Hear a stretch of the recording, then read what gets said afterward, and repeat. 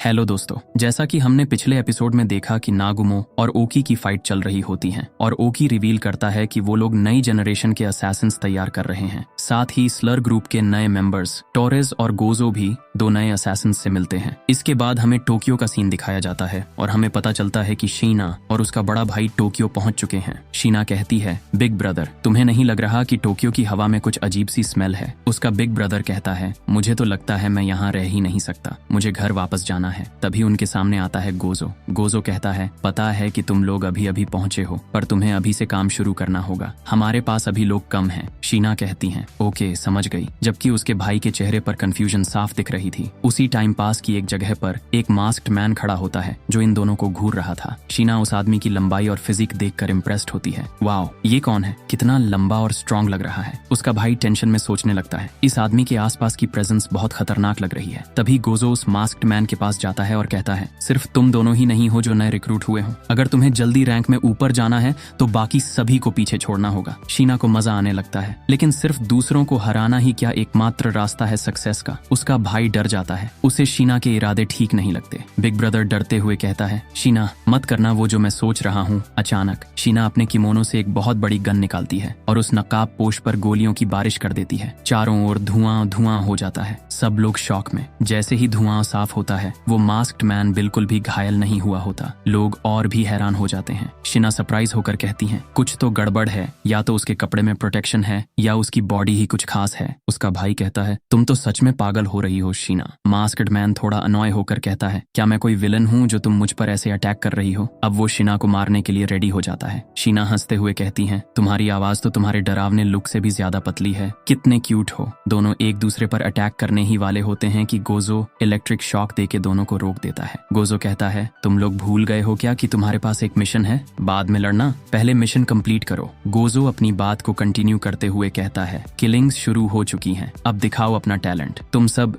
Genius Assassin's हो। Gojo की बात के साथ हम 5 अलग अलग असैसिन्स को देखते हैं। शीना और उसका भाई, मास्क्ड मैन, एक मदर जो बच्चे को गोद में लिए हुए है, एक पुलिस ऑफिसर। फिर सीन शिफ्ट होता है ग्रैनी मिया की क्लिनिक में। वहाँ अनकॉन्शियस हो चुके साकामोटो को शिन और बाकी टीम देख रही होती है। शिन कहता है, स्लर और उसका ग्रुप पूरा एरिया छान रहा है हमें ढूंढने के लिए। मैंने सेबा से बात की, जेसीसी में आईसीयू है और वो टोक्यो से कहीं ज्यादा सेफ है। शिन आगे कहता है, जेसीसी वाले साकामोटो के बहुत बड़े कर्जदार हैं, वो हमारी मदद करेंगे। क्लिनिक के बाहर हम वूताक को देखते हैं जो एक बड़ा व्हीकल लेकर आया है जिससे साकामोटो को जेसीसी ले जाया जा सके। लू गाड़ी को देखकर कहती हैं, ये वैन तो बहुत बड़ी है, बॉस यहाँ आराम से रह पाएंगे, चलो निकलते हैं। हाना कहती हैं, हम असैसिन्स स्कूल जा रहे हैं ना? शिन कहता है, एग्जैक्टली, बस खाना वहाँ थोड़ा बेकार है तो एडजस्ट करना पड़ेगा। अटारी डर के मारे मना कर देता है उनके साथ चलने से। अटारी कहती हैं, मुझे अकेला छोड़ दो, अगर मेरी वजह से कुछ हुआ तो सब मर सकते हैं। मेरा लक अब साथ नहीं दे रहा, मुझे डर है कि मैं तुम्हें भी मुश्किल में डाल दूंगा, मैं यही रुकती हूँ। शिन उसे समझाने की कोशिश करता है, तुम्हें नहीं पता, लेकिन यहाँ रहना खतरनाक है, अकेले मत रहो, हमारे साथ चलो। लेकिन अटारी रोने लग जाती है और कहती हैं, मुझे मत छूना, क्या पता मेरी वजह से कोई बड़ी तबाही हो जाए। अगर मेरी वजह से हम सब मारे गए तो वो सच में बहुत ही दर्दनाक होगा। शिन और उसकी गैंग उसे शांत करने की कोशिश करते हैं, वो थोड़ा उसे संभालते हैं। मिसेस साकामोटो कहती हैं, सबसे बड़ी ट्रेजेडी तो ये होगी अगर हम एक डरी हुई गर्ल को अकेला छोड़ दें।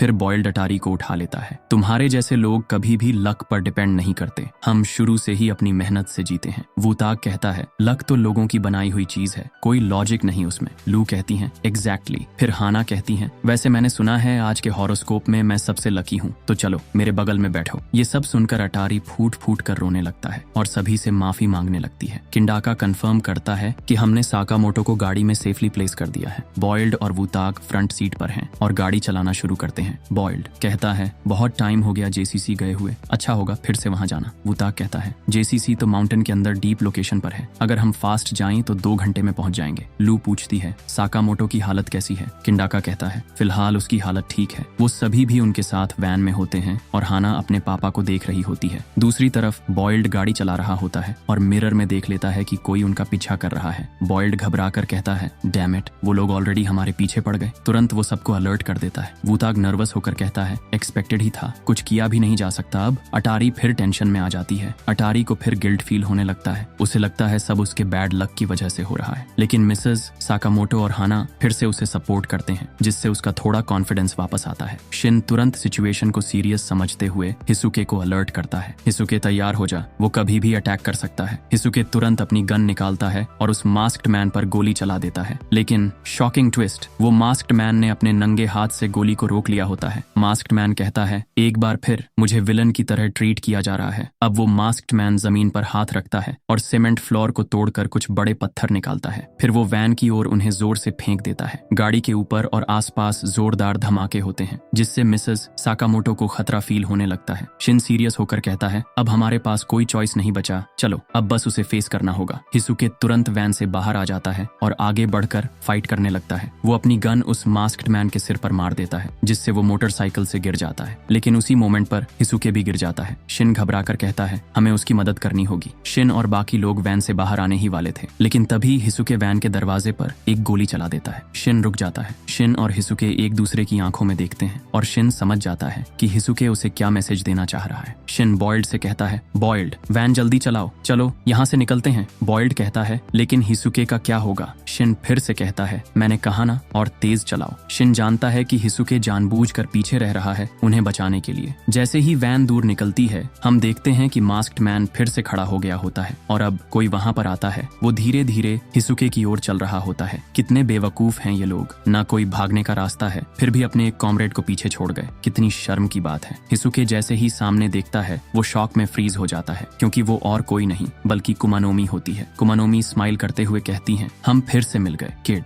जैसा कि हमें पता है कि हिसुके और कुमानोमी का पहले भी एनकाउंटर हो चुका है, जब वो हियो के साथ फाइट कर रही थी। और यहीं पर ये वाला चैप्टर खत्म हो जाता है। स्क्रीन पर अगले चैप्टर की रिलीज डेट आ रही होगी। अगला चैप्टर 10 तारीख को आएगा और इसी के साथ आज का वीडियो यहीं पर खत्म होता है।